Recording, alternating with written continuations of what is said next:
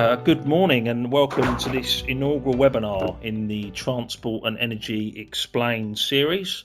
My name is Alec Peachy and I'm the founder and editorial director of Transport and Energy.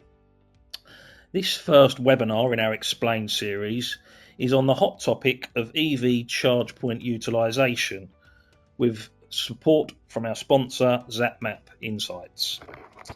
This webinar series is designed to educate professionals and the public about the challenges and the opportunities in the transport and energy sectors, particularly as they relate to decarbonising travel and transport. It forms a large portfolio of activity that we're undertaking throughout this year as we look to support the sector in the decarbonisation of both the energy and transport sectors and provide critical insight into the need to know issues that are impacting the public and private sectors. So far this year, we've released our delivery plan for the industries in January, which was presented in Whitehall to the chair of the Parliamentary Energy and Net Zero Committee, Bill Esterton. And now, alongside launching this Explained Insights series with this webinar, we'll also be delivering our first fleet electrification forum in the summer, and of course our flagship Transport and Energy Forum in November. So do check out for details of that.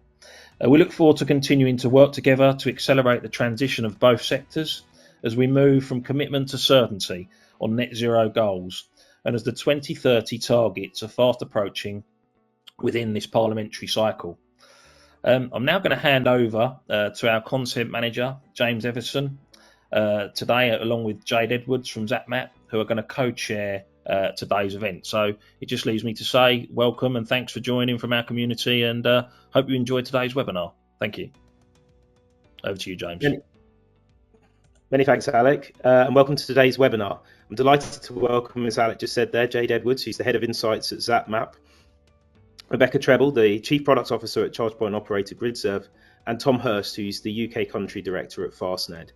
So today I think it really promises to be an exciting and very informative webinar with two of the largest and most dynamic CPOs in the sector, alongside obviously the industry leading app really platform Zapmap and Zapmap Insights, and a lot of data that we're going to talk about today. So as I'm sure Jade's going to go on and explain in a second, this webinar is going to go into significant detail on the issues around utilisation, how data is used in relation to charging infrastructure, and specific examples from GRIDSERVE and Fastned. Last week, I hope a lot of you saw Zapmap Insights data highlighted, where they said there have been 2 million charging sessions. And this is really interesting when you look at it from each month's perspective, because it's just around when these charging points are in use that we obviously are all concerned about, and when we need to actually go and charge, because we saw from that story that if you were looking at travelling at Christmas, for example, or obviously during the summer holidays, they're particular pressure points. And that's obviously for those who would normally be charging domestically, whether on street or even off street. And that's just one of many, many different variables, obviously, that happen across any specific day, month and year in terms of charge point utilisation. So a very important discussion today. So a few pieces of housekeeping. This is going to be an hour-long webinar, and we're going to try and stick to that as much as possible. We might go over, but we're probably going to try and stick to an hour. So please do now send your questions in, and I'll go into detail in a second about how to do that. It's worth noting that we're going to try and keep the discussion as detailed as possible. But if you have a very specific question for one of the CPOs or for Zapmap, please do ask it. But we might well be in a case that we might connect you afterwards with them. That's not to say don't send in detailed questions, but if it's very maybe site specific or something that's like a very specific technical detail, then we'll probably look at doing it or answering those questions after the webinar rather than during it. But we're hoping to keep it as general but specific as possible if you can counter the two. Right, so that's in terms of how to actually ask questions. You'll see that they're in the top left-hand corner. Sorry, no, right-hand corner it should be. There's a little question box and it will have a question mark in it. That's the one you want to go on. There's a chat box and a question box, and it's the one with the question mark that you want to put your questions into the panelist. And we should hopefully have about 15 to 20 minutes to get through some of those by the end of the webinar. So that's it from me now. I'm going to hand over to Jade, and who's going to take you through some of the exploring utilisation of public charge points and some of their own insight. Thank you very much. Jade, over to you. Thank you so much, James. Really fabulous to be here today, especially as being part of the first of these Transport and Energy Explains webinars. As part of Zapmap Insights, there are sort of 4 areas that generally we cover in the insights we're providing out to the industry. So where are the locations of all the charge points, how those charge points are utilised, the reliability of those charge points, and the pricing. And today we're going to be really focused on the utilisation area. So as James said, we released a piece of PR last week, which showed that on average, we're seeing over 2 million successful charges taking place across the public charge point each month, public charging network each month. Now, what we think is really important around this data and why we wanted to do this webinar and put this PR out is that as that data becomes more accessible and more openly talked about and used across the industry, it's really, really important to have a bit of a deeper understanding of the data because there are so many nuances with regards to utilisation. You can't just take one very small snapshot of data from one charge point operator or at one point in time and say that that gives the story of what's happening out there across the network.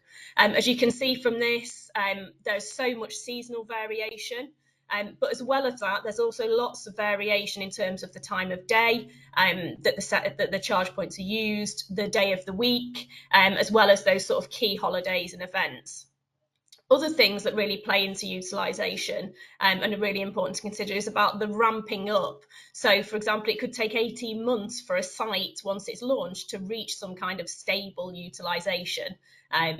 And then the other thing that we'll talk about a little bit later, and GRIDSERVE have got a fantastic example of, is where, as well as adding new sites to the public network, charge point operators are upgrading and enhancing existing sites. So increasing sites to increase capacity for either current demand or to meet future demand can actually see the utilisation at that site on a per charge point basis decrease for a period of time. So there's lots and lots of these factors that we really need to consider.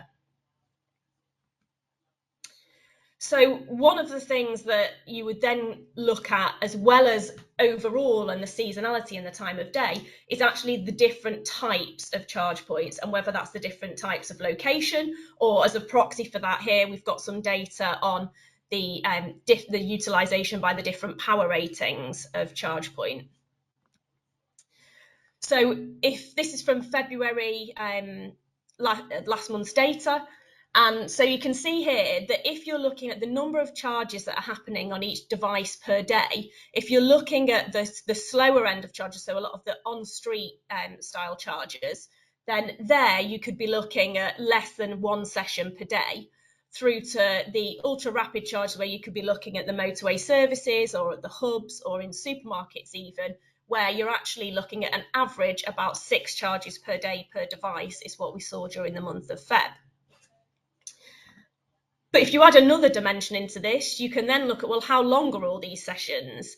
And so as you would expect, the sessions on those ultra rapid charges, there may be more sessions, but each session on average we're seeing coming in at around 40 minutes. Whereas on those slower chargers, people could be charging for 3 or 4 hours or be plugged in overnight to get the full charge to their vehicle. So again, you can't just look at, oh, well, the number of sessions per day tells you how successful a particular type or use case of charging is.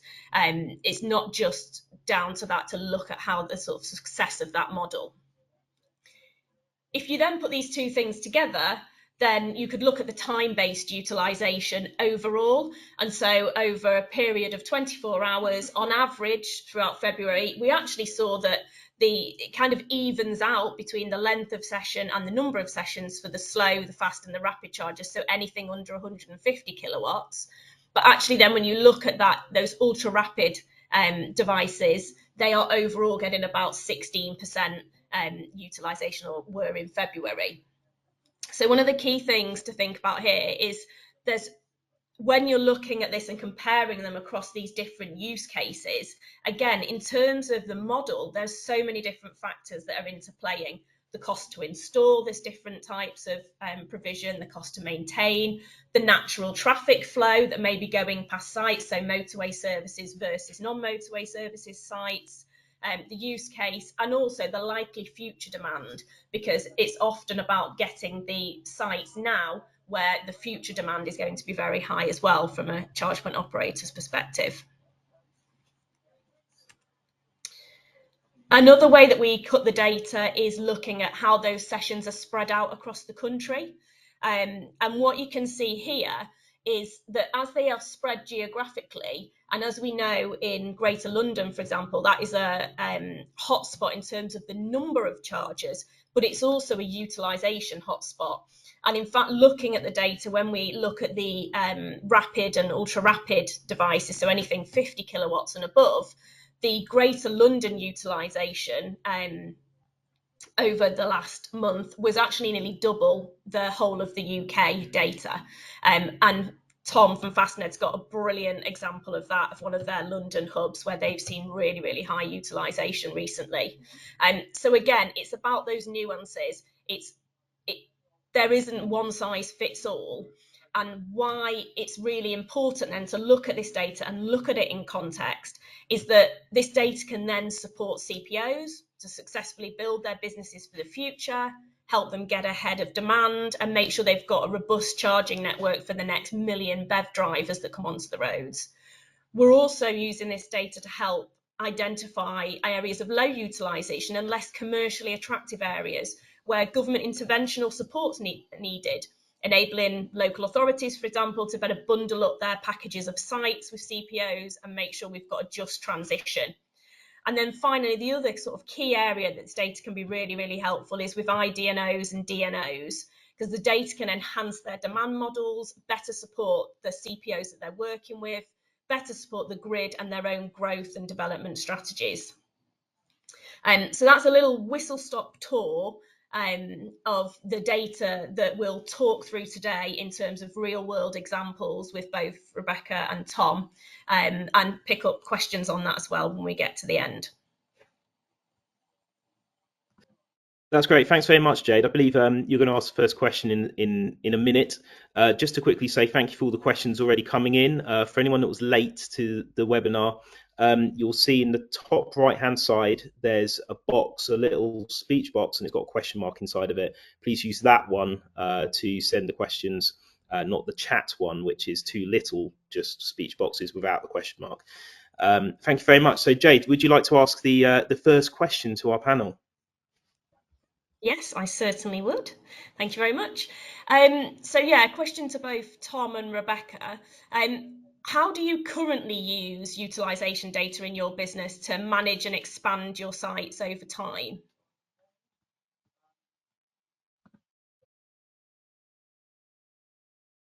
You're going to go first, Tom? Or do you want me to go? I can. I mean, I think, yeah, I think I'll probably start a little bit more just taking it back to basics and building on what you've just discussed, Jade, which is that utilization itself is a really important single data point. And obviously it's very talked about, as you mentioned.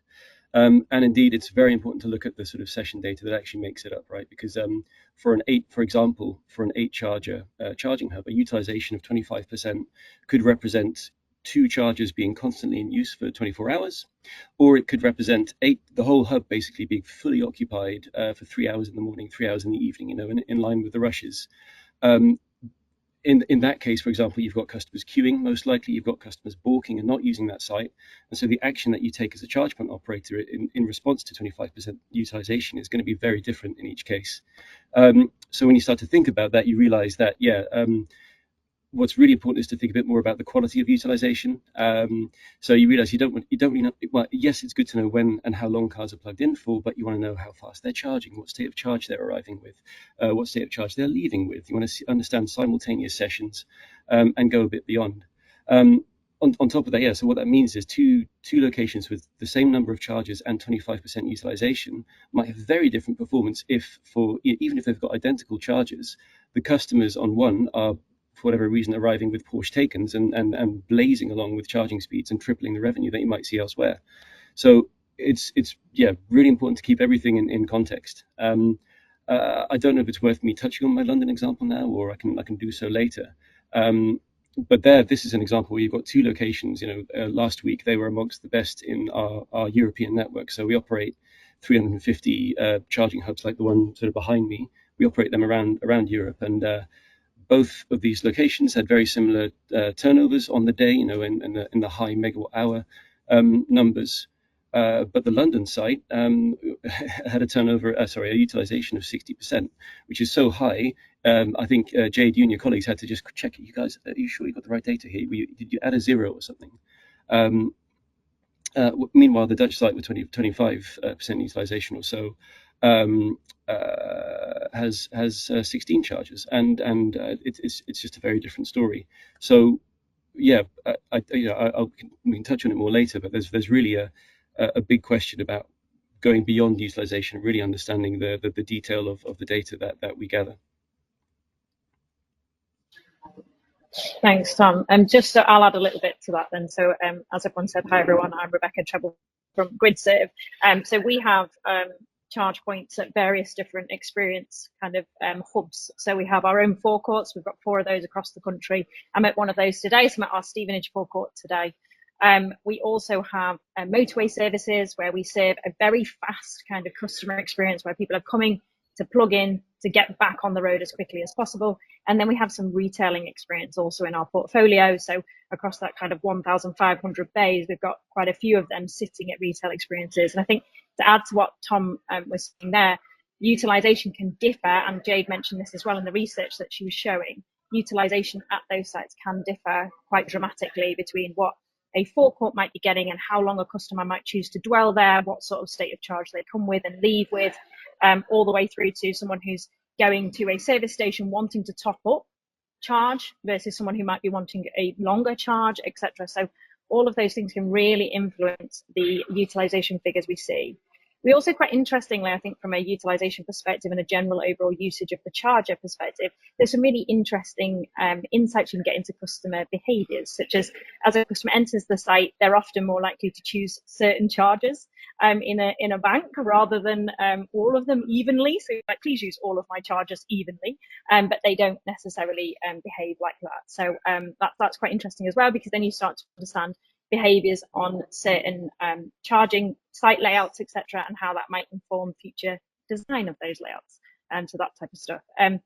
In the article that the press release that Jade has put out from Zapmap, the data that we're starting to see come through from other charge point operators around the total amount of sessions, etc., start to give us as GRIDSERVE and other CPOs, such as Fastned, the opportunity to understand how large the market is, how much charging is actually happening, understand our performance versus other people's performance.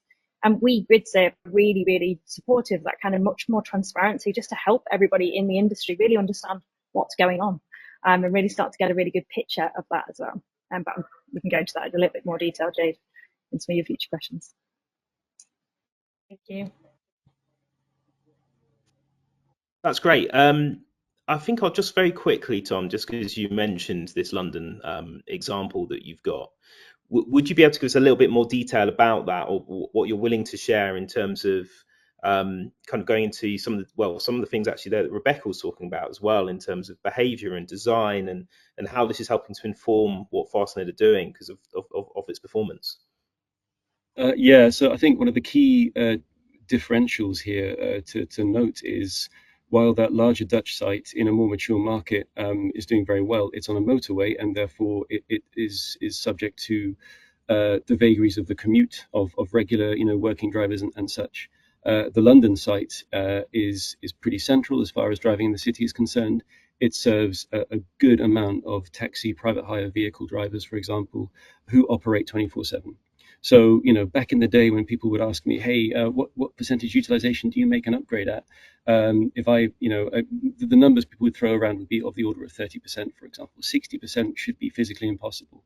It only works because demand is pretty constant 24/7, 24 hours a day, 7 days a week.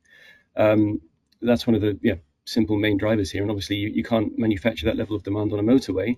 In a city, it's a different story, and it's indeed our experience there is one of the reasons we've entered into a joint venture with Places for London, which is Transport for London's property arm, to develop more ultra-rapid hubs around the city, because we see there is this serious need for more charging provision from fleet operators, both private and sort of commercial fleets.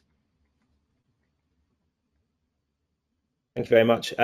Jade, was there anything that you wanted to add from Zapmap's perspective to this specific question? I think, as you've both said, it really is. There's so much nuance, and that's what we wanted to try and pick out and pull out some of those within this conversation, because you can look at the data from so many different angles. And that's just really, really important. I think as it gets more widely talked about, and making sure that we're sharing, there's such positive stories as well, because you could pick out that story about that site in London and go, oh, isn't this terrible? People must be queuing. There's not enough charging precision. But you can also look at that and go, this is a fantastic success story. And this is about how then we're using that model and going, right, so if that works really well, let's get more of these sites out and up and running.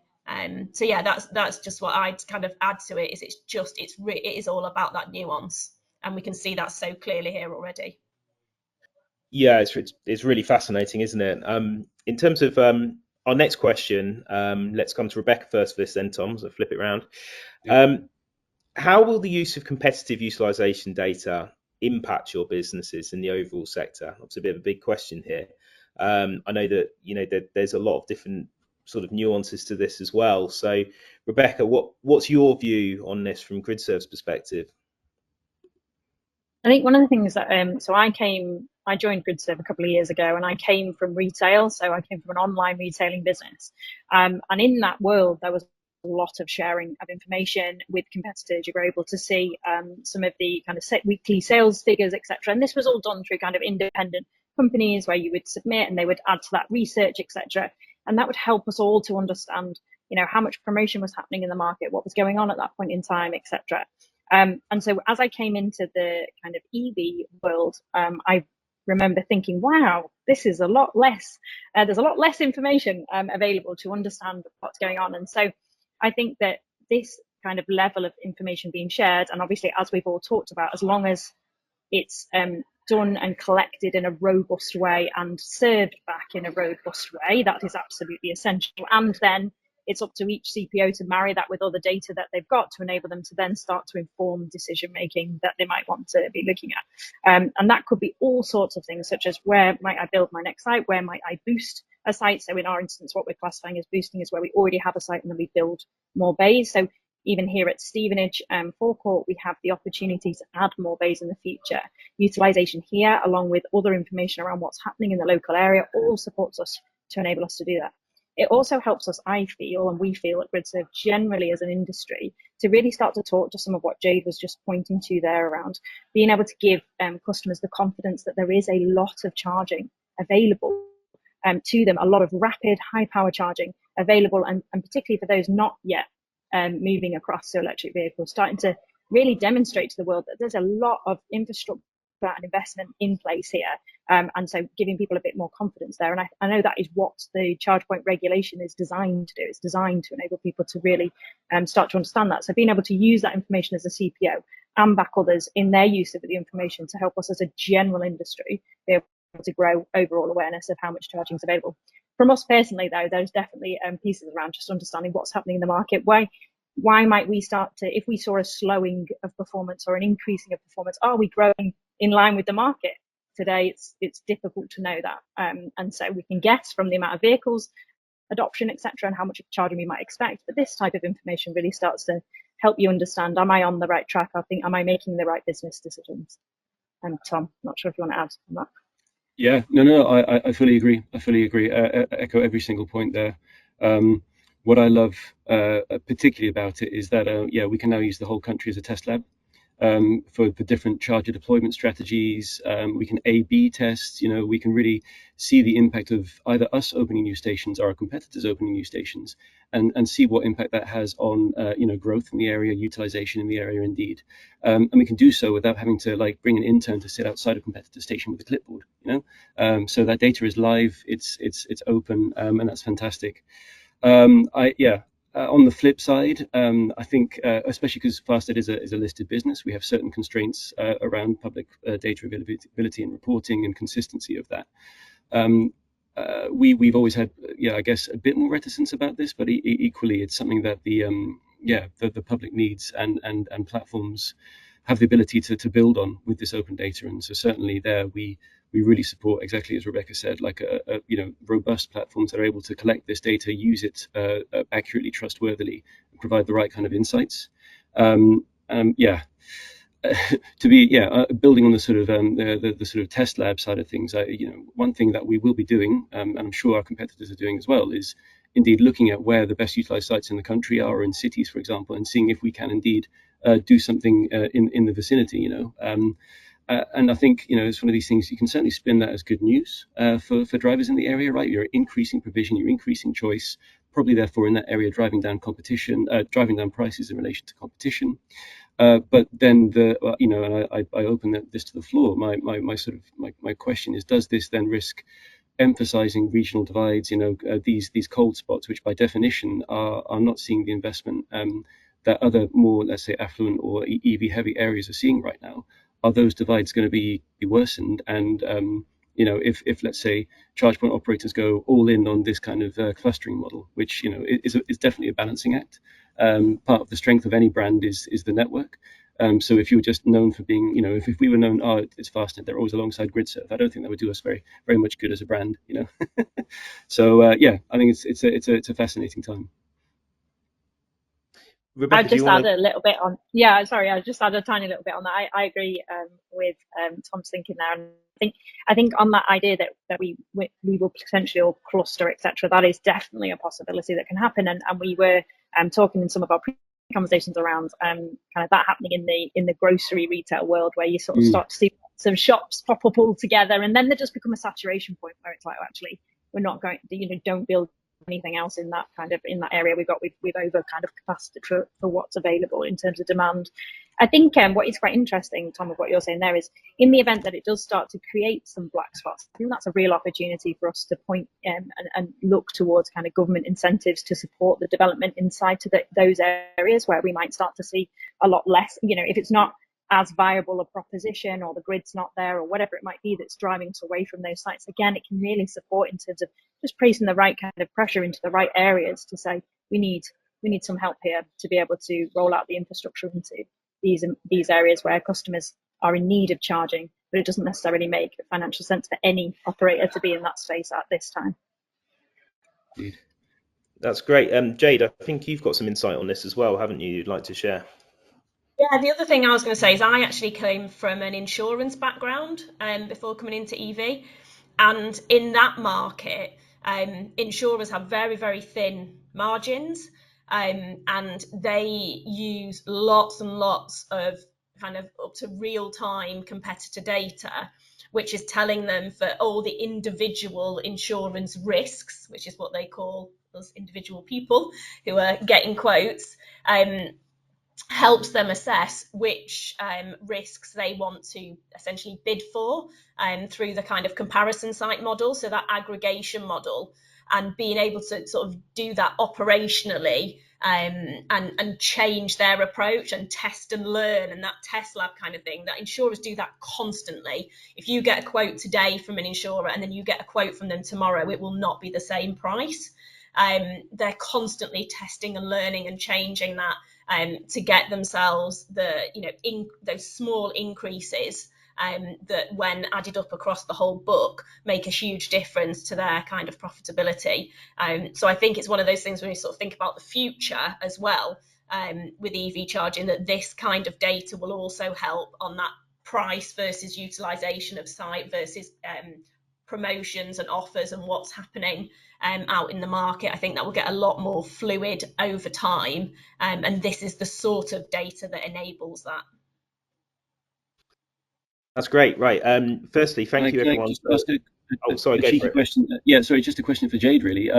Obviously, Rebecca and I are talking about from the perspective of charge point operators, from the perspective of a data provider like yourself. How you Zapmap have spent a long time building up this huge data set. You've got peer-to-peer relationships with charge point operators, for example. What does it mean for your business now that let's say every CPO has to provide this? Where does it take you next?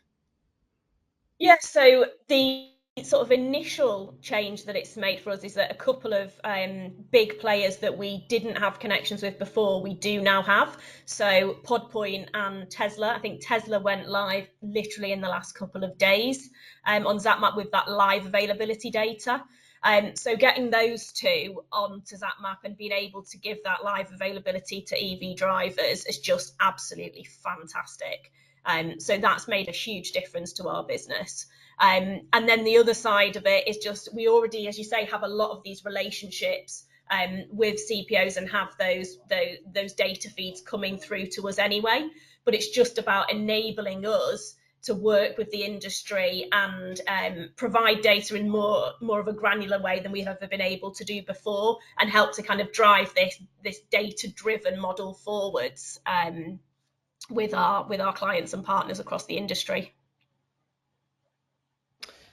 That's great. Thanks, Jade. And actually, Tom, that relates to the third question around how we're expecting the UK EV charging market to evolve its use of data over the coming years. And I think obviously from your perspective at Fastned, how do you think that data in and of itself, and obviously, you know, Rebecca and Jade have talked a little bit about their previous experiences in more mature markets in retail and insurance. And obviously in this sector, it's still very much on a journey towards that level. How do you think that's going to change? And you know, Rebecca, for yourself as well, afterwards, how do you think this is going to change in the next, let's say, immediate term, maybe the next sort of 2-3 years, and then perhaps a little bit more longer term as well, as Jade said in her introduction at the beginning, as there's millions of BEVs on the road, and actually you could have an oversaturation potentially of data where it's harder perhaps to drill down. So yeah, could you give us a bit of insight into that? I'll certainly give you, I don't know, insight, but perspective. Yeah, so I mean, I think it's definitely worth reflecting that the charging industry is one that's been connected and data rich since day one. The level and resolution of data is only increasing. Certainly, you know, a lot of that is open these days, but really the long-term winners in this whole industry, you know, depending on how far you want to go down the line, they're the ones that can really fuse this, can meld all these different data sources, inputs, categories, you know, whether it's from the chargers themselves, from CCTV, from ANPR, from customer feedback on the socials, via customer help desks, via everyone's apps, for example.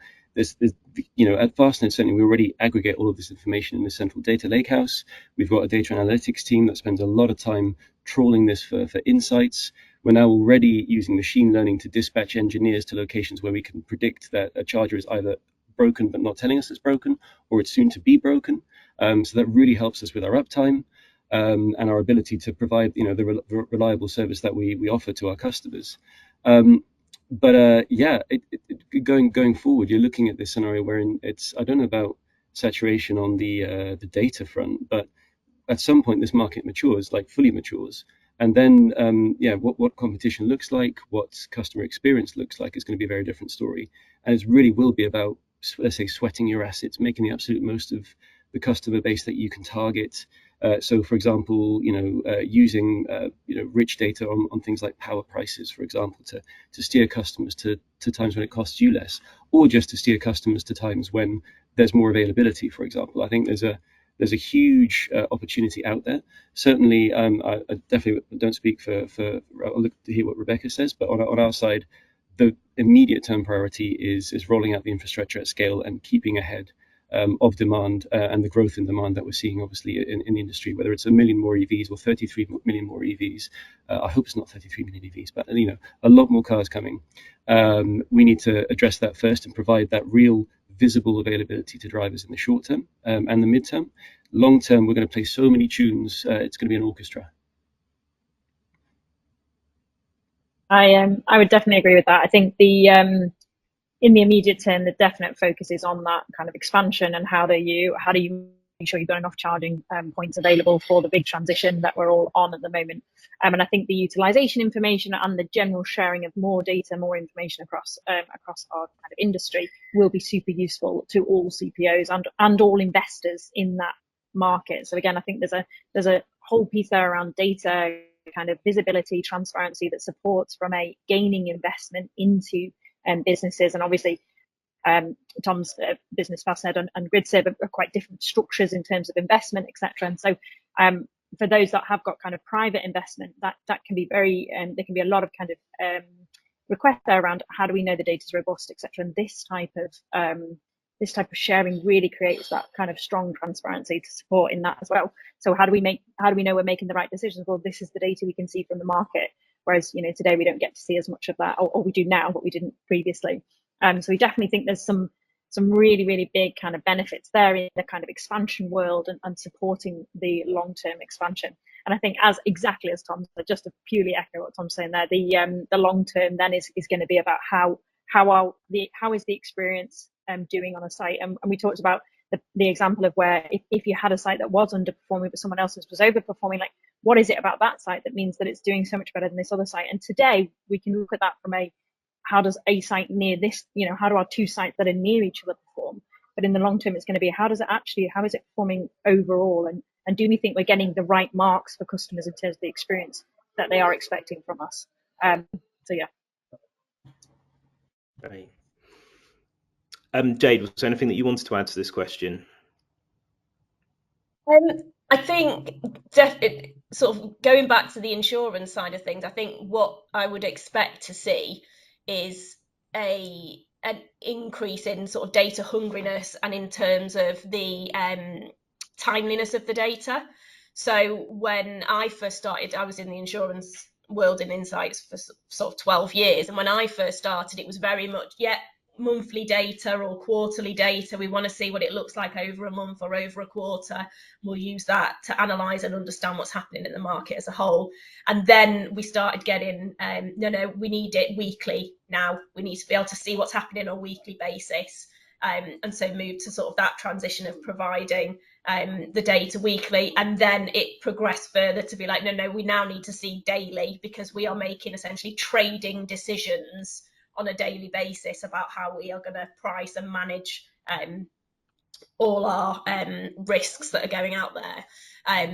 And so I think that's what I can kind of foresee will happen in this market, is that as the sort of analytics teams and capabilities within charge point operators and, within the kind of the IDNOs and the DNOs are kind of in a slightly different space. They've had to do that for lots of other things, just not EV charging. Before, they're just bringing EV charging into it. So they've already generally got lots of analytical capabilities that have been developing over many, many, many years. And so they are probably the ones that are data hungriest in the first instance. And then I think we would just see that kind of progress over time, that as it becomes not, at the moment, it's, as we say, very, very focused on getting the sites out there, getting the rollout. As it matures, as we mature as an industry, we'll move more onto, yes, getting sites out, but sweating the assets and managing and then getting the operational performance of everything growing and growing. And that's where I think that frequency of data and the volumes that can be crunched will just enhance and enhance. Perfect. That's great. Thank you very much. So we've had a lot of questions, which is fantastic. We're going to try and get through as many as we can. So I'm going to start that in a second. So firstly, this first question that we've chosen, I think, is really interesting, because I think it says a lot about EV confidence and obviously this adjacent issue around what I suppose we could describe as misinformation around electric vehicles and why decisions are made. So we've had a question on what is the sweet spot for the cost of installation, charge speed, utilization and revenue for towns or for rural areas, not motorway services. Now this is interesting, isn't it? Because I think, as we know, with rural areas, there's a bigger challenge here in terms of the commercial viability. And that's obviously, try and give as general an answer as you can give, because obviously there is a specific formula that you choose for why you select sites. But how can, I guess, starting with you, Rebecca, and then with Tom, how do you look at these sites? How are the decisions made? If you can talk about that specifically, or as general as possible. And how do you think it inspires confidence, I think, in drivers that when they're going on a route, I know there's definitely going to be some charge points there. It's a popular route and all that kind of stuff. Or why aren't they there? Why aren't they there yet? And I've certainly heard that a lot of times. Yeah, so Rebecca, first, could you give some insight into GRIDSERVE's interpretation of this? Yeah, sure. I'm not going to be able to give anyone our formula, as fun as that would be. But as we start to look at, say, where to place charges in the future, and I know this specific question was off motorway services, so I'll try and focus around there. But we will obviously look at a site that as we start to place sort of where can we place charges. So where have we got kind of grid capacity, etc., those types of things. Also having a look at then trip counts on roads. So where are the key roads where we think there is not essentially enough charging at the moment? So where can we see that? Where can we get the grid connections that we need? What land is then available? So if we were looking to develop something that was brand new, such as a forecourt, etc., that's quite a different process to if it's specifically already working with a landowner who might want to be putting in multiple charge points, and Tom mentioned before, the sort of places for London, etc. Those types of partnerships that can exist. So we have a partnership with Dobbies, and when we look at something like that, that's a different thing. You're accessing a portfolio of sites and understanding how much utilization do we think we'll be able to gain from those sites. What's the type of trip counts that exist, etc. as people pass, and therefore do we think A, there is a need in that area, B, can we get the power and the grid capacity that we would need to be able to serve the chargers on there, and then C, sort of, is the ground viable, is the site viable, those types of things you have to start thinking about as well before you look to build anything. I think from a boost perspective, that is much more around how is the site itself performing, and now that we've got this additional market information, it's going to be what other charging providers will it also exist alongside us, and therefore how much market share do we think is available in there, and do we think boosting our own site would then be a good investment for us in terms of taking a site from a 6 bay to a 12 bay as an example. And so that's a slightly different kind of slightly different business case then, because you're looking at something that already exists and then starting to assess the market around it. As we look at putting in new sites, again, we will assess what other charging provision already exists, and again, that can give, as we mentioned right at the beginning of the call, that can give a really good indication of whether we think that is a good hotspot for charging today. With this additional utilization information, again, you can validate that kind of assumptions that were previously being made. So hopefully that helps give a bit of a flavour. Tom, I don't know what if you want to add. Yeah, I mean, I think just to sort of build on this, the question of the sort of the urban/rural split and how you deal with those currently maybe underserved areas. I mean, indeed, in the UK, we're not on the motorways, but we are on major dual carriageways. We're just off the motorways, for example. If not now, then we've got them in our pipeline. They're coming. Really, where we build, it's where the traffic is. To make these kinds of investments work, right? The millions that you have to invest to make these things, get them installed and get them up and running.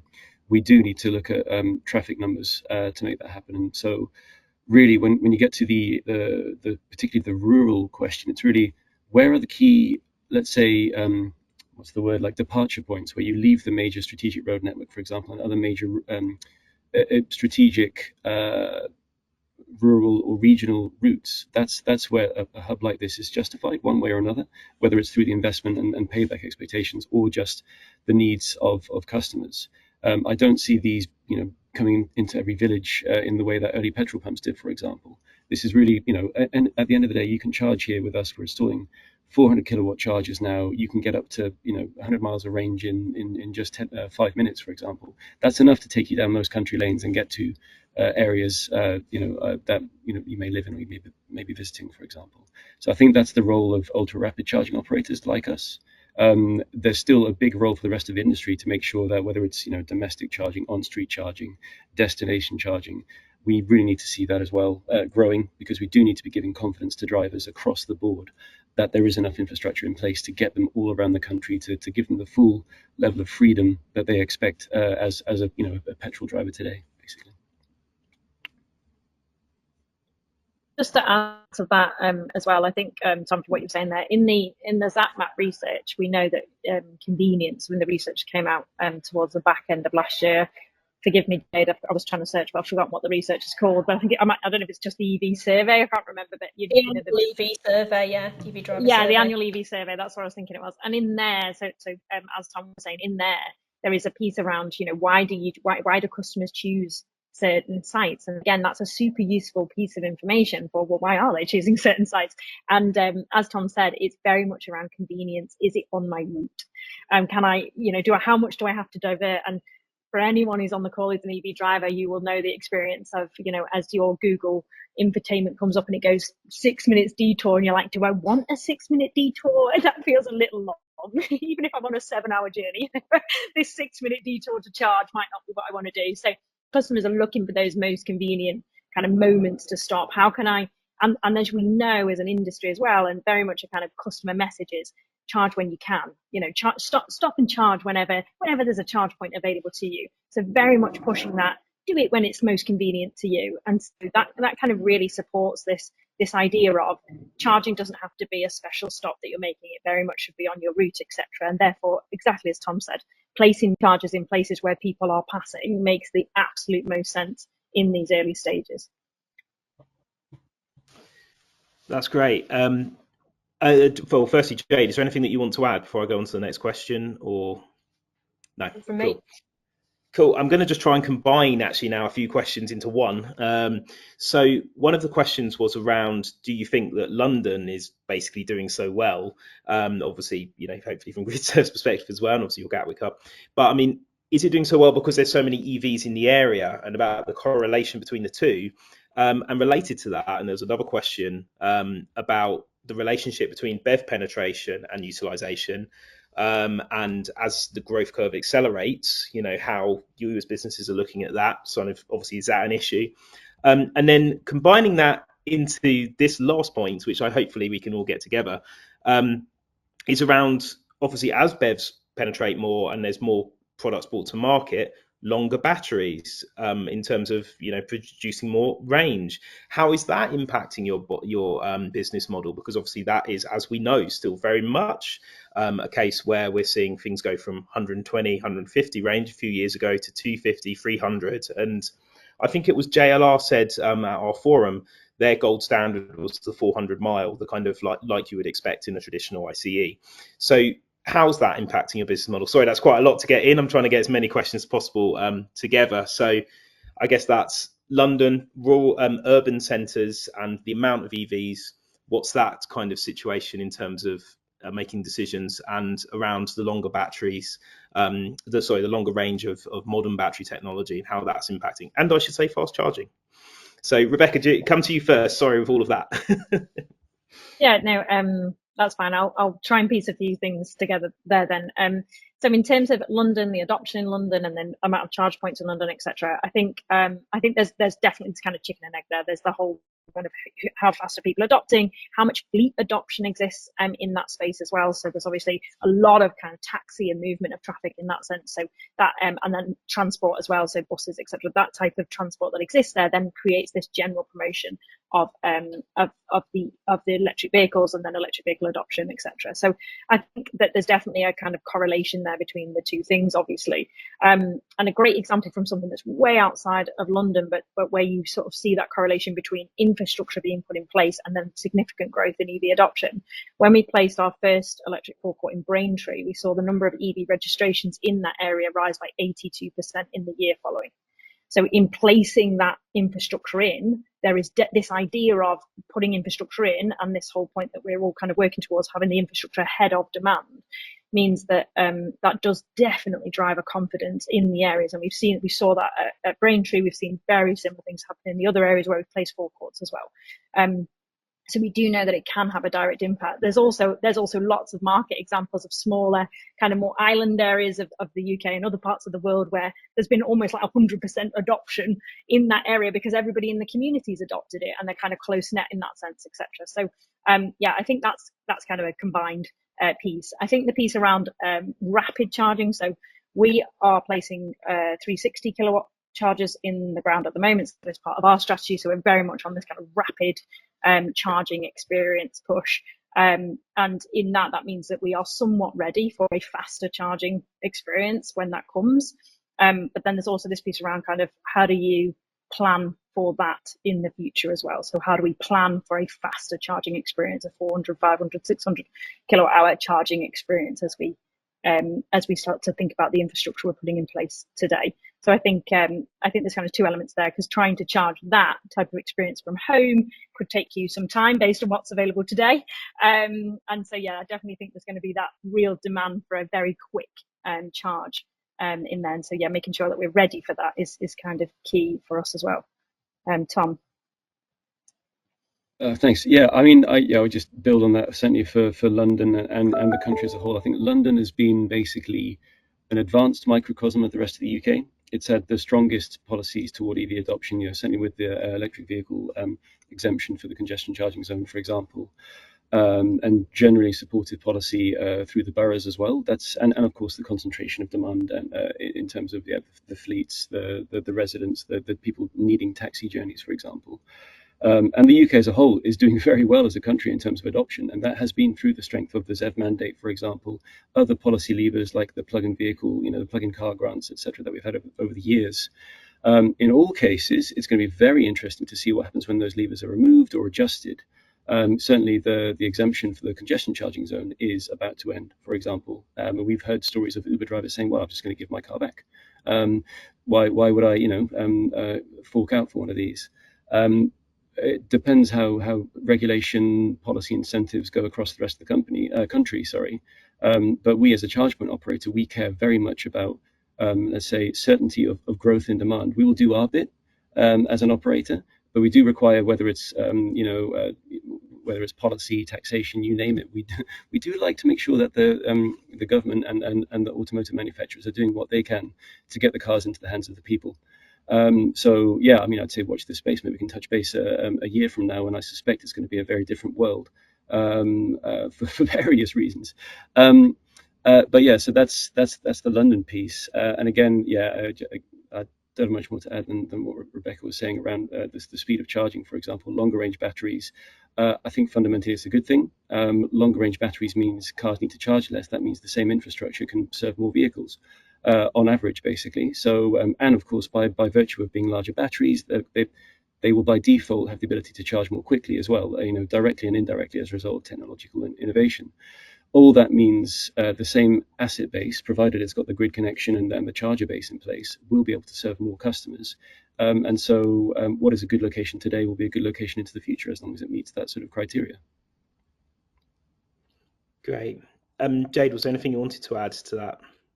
The only thing I was going to add was, as per the survey, as Rebecca mentioned earlier, that the other thing we saw in that was that people were saying they were charging less frequently on the public network as individuals. But what we kind of saw all balancing out was, as the number of BEVs increased, the number of charge points increased, the battery range increased, and then people saying they were charging slightly less frequently individually, was that actually that overall utilization was holding up pretty steadily. So it's kind of we've ended up in a bit of a balancing situation, as what we can see at the moment. Yeah, that's really good.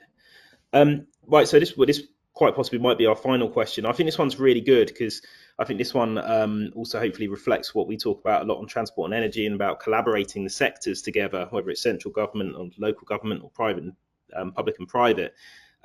So this question is about the development of ultra rapid charging stations by both of yourselves. Is on private land, but what role does a local highway authority play in supporting people like the CPOs like yourself?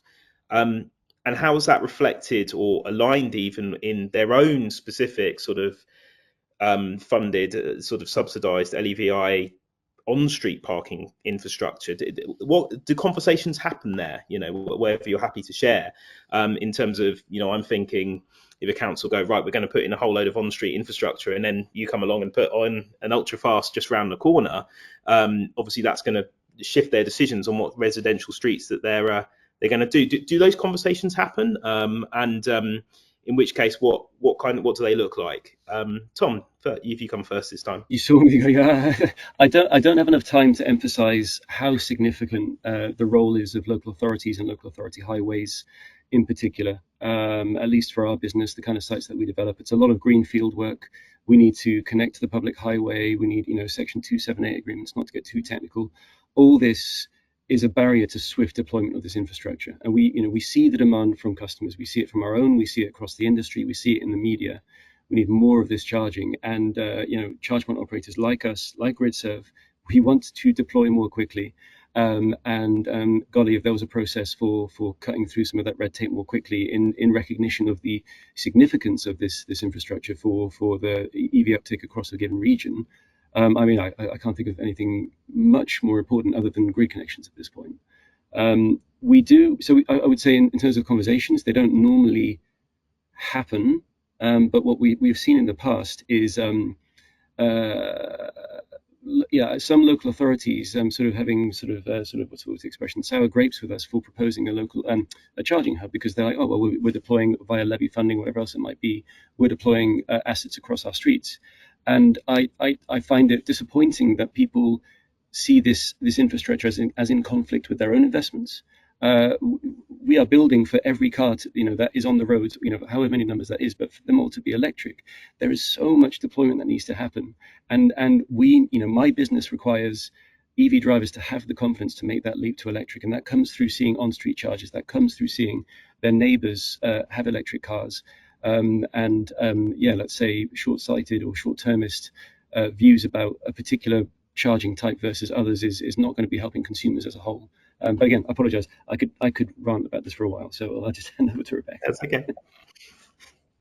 Yeah, I absolutely echo and agree with what Tom is saying there. There is definitely some challenge in that space in terms of working with local authority and how much more we can do together to first of all make deployment so much faster than what it currently is, without a doubt. And then also this I definitely don't believe that the kind of idea around there being a conflict between kind of on the street charging and then rapid charging. They're very, very different experiences. They come at completely different price points.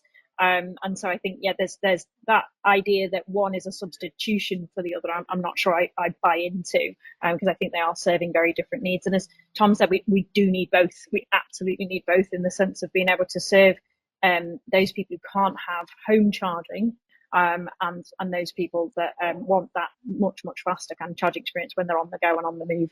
I think they're very different things, and I think there is a lot that could happen there to make a more positive experience. And I'm sure that's probably from all sides, so CPO and local authorities. But I definitely think there is a lot that we could do there to make that better.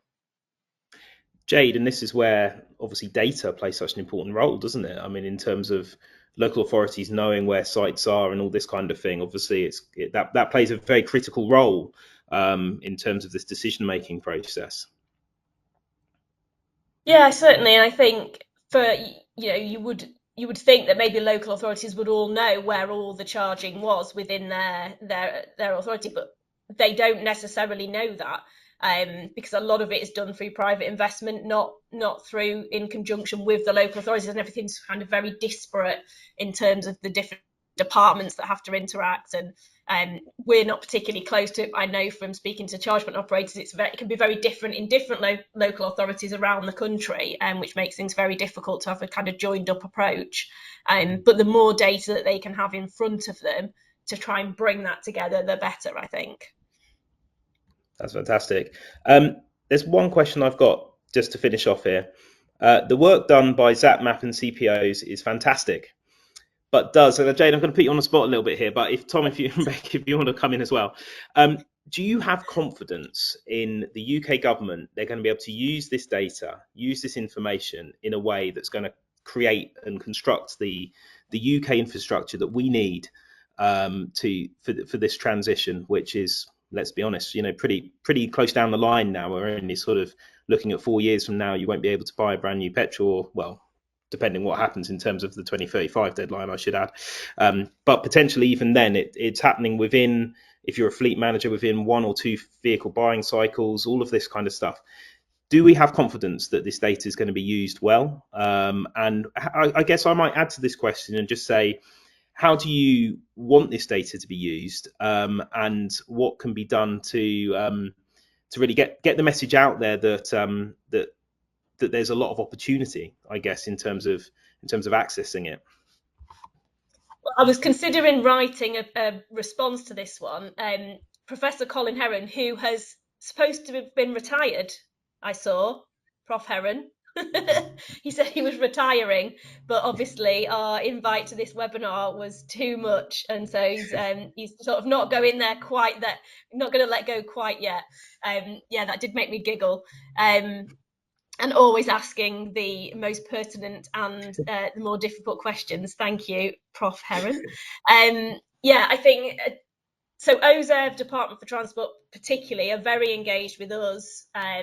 They are very engaged with the data and wanting to try and make the best use of that data within government. So that is, there's no doubt in my mind that they really want to use this data and want to make the right decisions and support the industry. But it is a much wider piece. There is a lot at play across the different departments of government. And I think what the industry needs is certainty, and needs all the support we can get for the demand to come through. So yeah, at a high level, it's just about giving that certainty and giving that positive messaging out to consumers so that people who don't currently have an EV feel more confident about the decision to switch to one. And then the charge point operators are out there. They want, as you've heard, they want to get stuff rolled out, whether it's the ultra rapids or whether it's the on-street providers, the destination, everything in between.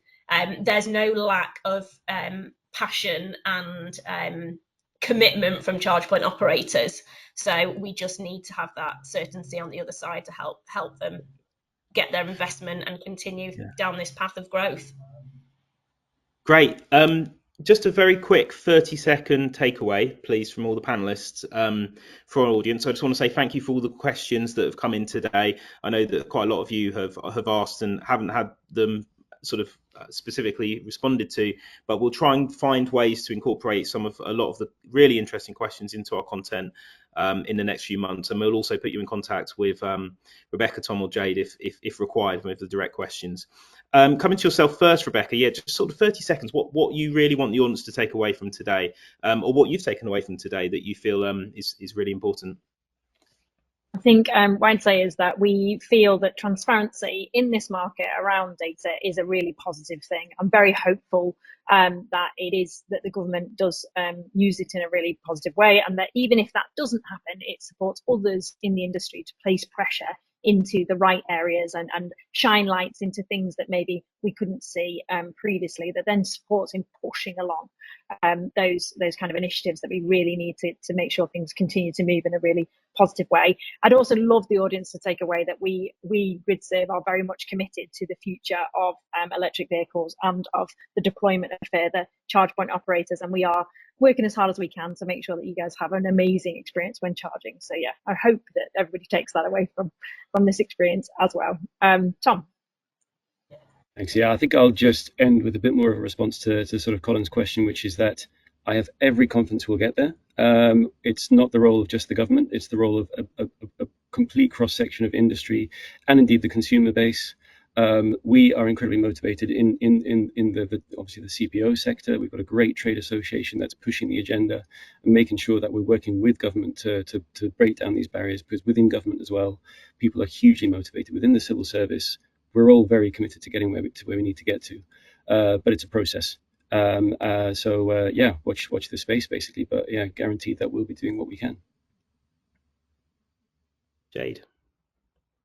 Yeah, and for me, I think it's that, utilisation has not been talked about so widely or publicly over the last few years, and it's just, we're starting to have those conversations and starting to bring that conversation out into the industry and out more publicly. And I just think that's a really important thing to do, but it needs to be done in context and with all the nuances considered, and we need to all work together as an industry to make sure that the messages are going out consistently and positively to help reinforce all the fantastic work that is being done already. Fantastic. Well, thank you very much. I want to thank obviously Jade and Zapmap Insights for co-chairing this webinar with ourselves on T&E, and obviously our panelists Tom and Rebecca. I hope you found this really informative. I certainly have. I think there's a lot to unpick and take away, a lot of variables and a lot of a lot of things as we continue on this acceleration towards the decarbonisation of transport, and it's always great to hear from such fantastic CPOs as Fastned and GRIDSERVE on their journey so far and going forwards. Just to say, this is obviously the first in our T&E Explain series. There will be a whole load of more content coming down the line. And I think it was actually Tom that mentioned fleets in terms of electrification, and we're having a fleet of electrification forum. There's lots of different variables, as we said, in terms of these things going on. And that will obviously be discussed in the next few months. And then, as Alex signposted, our forum at the end of the year, where again a lot of these issues will still be going strong. And I'm really delighted to finish off there. And as I said, if there's any questions that you still want to bring in, please do continue to send them across, and we will try to answer what we can. And this is also, I should say, on demand. So this webinar can be viewed after the fact. So if you want to send it on to a colleague for them to watch, or anything such as that, or for yourself to refresh and come up with some other things or questions that you might like to interrogate. Thank you very much to our panelists, and thank you to Zapmap Insights, and goodbye. Thank you. Thank you so much. Thanks, everyone. Bye. Bye.